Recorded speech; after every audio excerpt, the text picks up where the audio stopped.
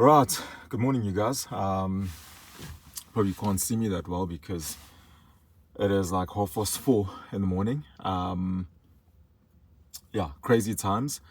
I am on my way to the airport to fly to Cape Town to drive and see the new brand Leapmotor. It's a Chinese brand, and thankfully I am doing it in the Mercedes AMG SL63. So I didn't have to wake up too early for nothing. I get to enjoy this. Now, the thing is though, it's still 4 in the morning and this thing is loud, like really loud. But I'm gonna have to start it. People are sleeping, the neighbors are sleeping, but it is what it is. So let's head over to the airport and just enjoy this thing, and I'll tell you more about it as we drive. I hope it's not too loud. I'm not gonna start it in its wildest setting, but it's still loud. Here we go.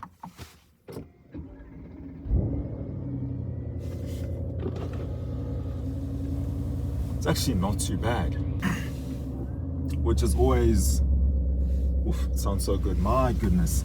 The one thing I learned about Leapmotor, which I didn't expect, is that it's like an electric brand. It's an all-electric brand. I've been so excited and so looking forward to the launch of Leapmotor because I knew they were coming.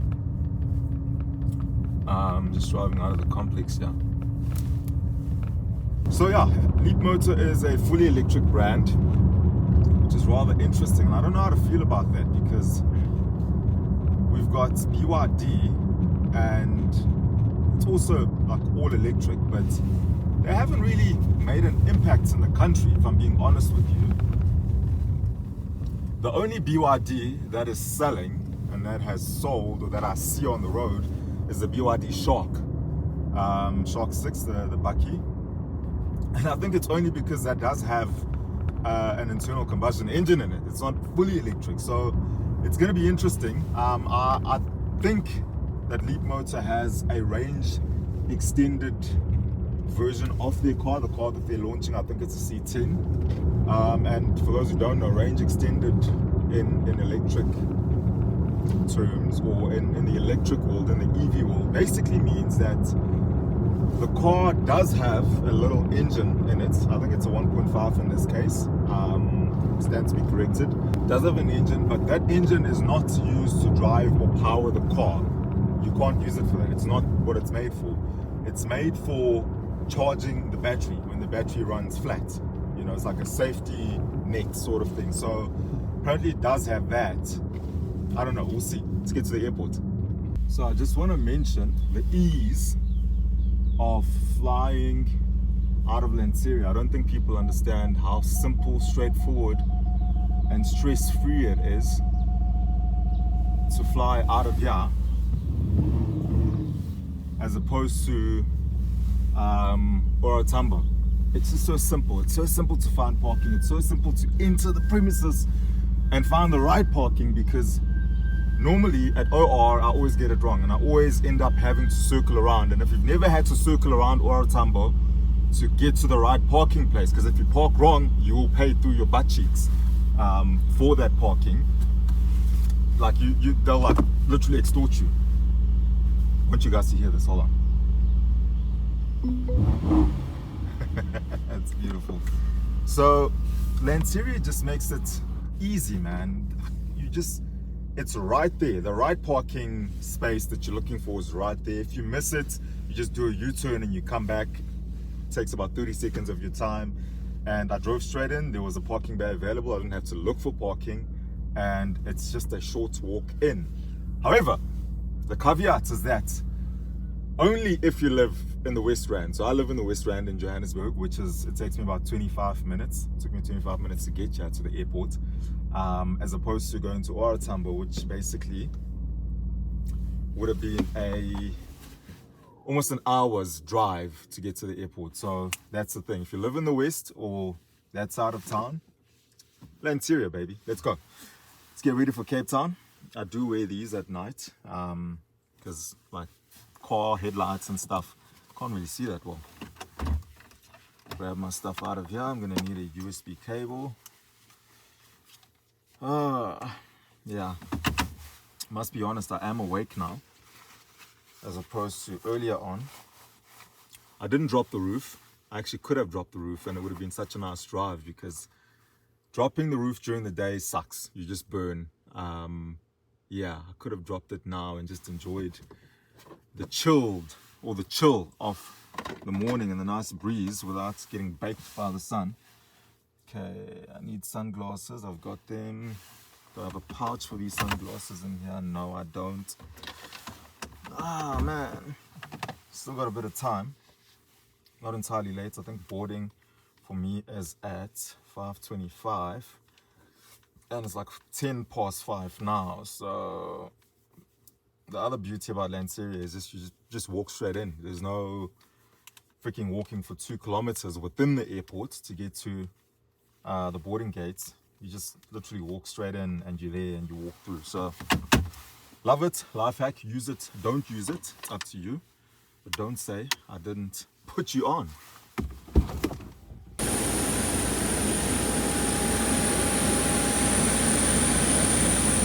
Alrighty, so we have landed in Cape Town. I am here. I am sleepy as a sloth because of that 4 a.m. or 5 a.m. flight and that early rise.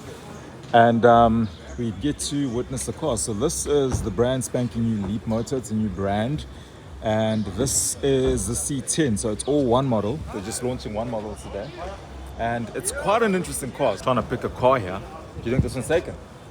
I don't know, I'm trying to take this one, but I don't see it. Don't see a key in it.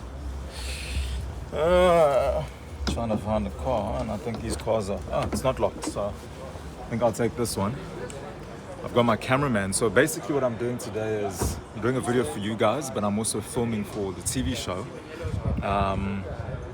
Basically reviewing the car for the show. If you want to see it, it's on Ignition, channel 189 on DSTV. So I'm just trying to find my cameraman to see which car he prefers, because with TV and filming and stuff, white is not preferable, so black should be fine. They've got preferences because of the sun and the lights and stuff, so that wouldn't do the trick. I think this will be fine. I just need to find my cameraman wherever he is. So yeah, I did finally find him. And I chose the wrong color, unfortunately. Why not the black? Just let us school us again. What's wrong with the black? No, just black is a bit tricky with reflections and stuff. Won't look that cinematic, but still a good color, still a nice looking car either way. But it's just a bit tricky with reflections. Just a bit tricky with reflections, but we'll manage for today. Learn something damn new every day.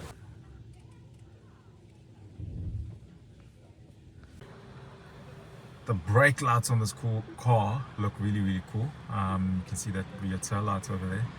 I think they've done quite a thing there. It moves from side to side, from left to right, right to left. I think it's really, really nice. The Chinese are innovators, guys. Do not underestimate them. Underestimate them at your own peril.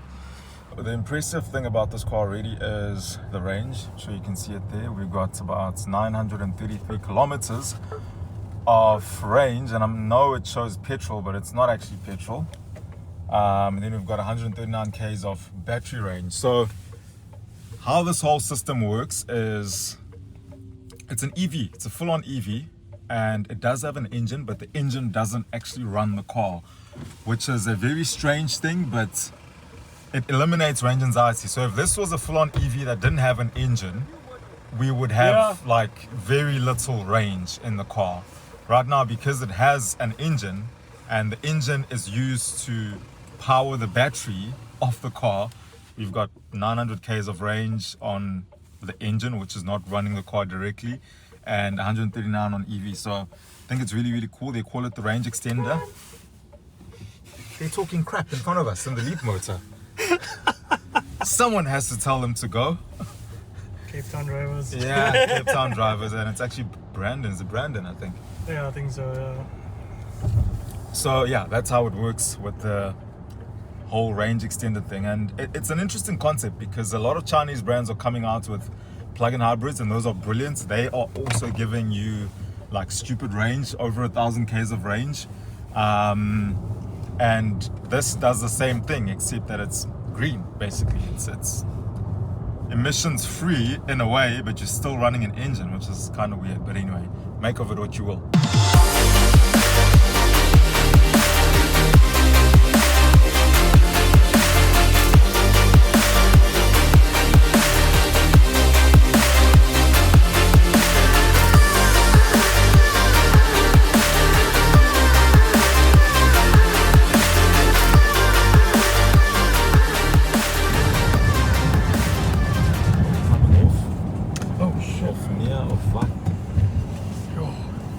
so we are a bit lost here. We're convoying in a multiple car convoy and kind of getting lost. So first impressions of the car, I mean, I've only driven the car for like, I don't know, 5Ks or 10 maybe, I don't know. The brake on this car is very, very sensitive, and it's such an interesting thing because when Chery launched the Tiggo 8 Pro Max, I drove it on launch. It was a brand spanking new car, and the one thing that they had not gotten right on that car, two things actually, was the accelerator and the brake. So the accelerator was so sensitive that you would touch the thing and the car would just leap forward, and we all complained about it because we were going through tolls and you're trying to creep and go forward a bit at the toll gate, and this thing keeps jumping forward, and it was just the weirdest thing. They did sort it out though. The other thing was the brake. It was like you're stepping on a brick with that car. Again, eventually they sorted it out. I don't know why they would launch a car that is not ideal or calibrated properly. The brake here is hypersensitive, not when you're driving, which is great. Like now I can brake normally, but when I'm crawling and I'm just lifting off the brake for the car to crawl, and then you like gently touch the brake to slow down, it just goes ah. And Cal over here, my cameraman, has been suffering. I'm surprised his teeth are still there. He's also surprised his teeth are still there. What do you think of the interior? It's very nice, plush, soft. It's very different from the regular Chinese that we see. Yeah. I'm actually quite impressed with it, I won't lie to you. My whole thing with the interior, it's minimalist. There aren't any buttons in this interior. The only buttons that exist in here are the two buttons on the steering wheel. One on this side, one on this side. Literally, there's nothing else in here. So there is a type of person for this kind of setup. I would say I'm old school and traditional, and I still need buttons. Okay, fine, you do get the window control buttons or switches here, but literally there's nothing else. You can't even do the AC. So the AC is in the screen, which is a pretty cool thing to play around with and, you know, set up where you want the AC to blow. So normally in a normal car, you just push it up or push it sideways to get into your face, or if you want it lower on your body, here you go into a screen and you push it and you work it that way. Not ideal again for a person like myself who still prefers buttons, but I don't know, maybe the younger, newer generation, people who are into tech, love that sort of thing and love fidgeting around and playing around. It is cool, but personally, I don't prefer it. Like, it's so weird because they boast NCAP 5 safety rating, but now the biggest thing is you have to be distracted to actually just change your basic settings. It's the craziest thing, right? Like, imagine focusing on the screen just to like adjust your just to adjust the airflow. Yeah. Like to get the airflow from your face, now I've got to click on a screen. But hey, it's 5-star NCAP. Is it 5-star or 4-star? 5-star, yeah. It's 5-star NCAP. So basically, you're distracting me so I can be so I can crash. comfortable. Distracting me so I can crash, and then it's like, yeah, but you survived. It's 5-star. So we're just busy messing around with the settings here. We are stuck at a stop-go because Cape Town does in fact maintain their roads and stuff, so they're busy doing that, and we are going through the menus and stuff. I saw a menu here, bro, that says load to, what was it? A setting. You want to scroll down a bit. It had to do with battery or charging. Yeah. Load vehicle to load. So for those of you who don't know what that means, basically what vehicle to load is, you can basically use the car as a power bank and plug things in. Connect whatever, I don't know, you could probably run a microwave, whatever the case may be, through vehicle to load. So that's probably one of the upsides of this whole setup and having like an EV, and especially one with an engine that can charge the car. You're not worried about running out of range, being stuck out here, and you can actually just use it as a big fat power bank if load shedding ever strikes again.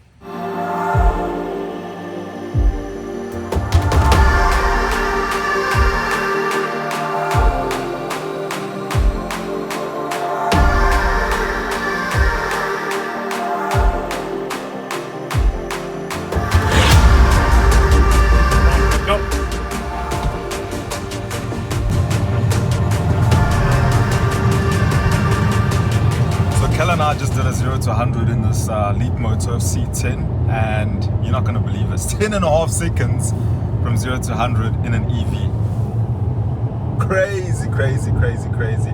I don't know. I guess the trade-off in this kind of car is you don't get that full-on EV performance and buzz and acceleration. And the trade-off is you get a lot of range. I think maybe that's what they went for, because EVs are normally way quicker than this.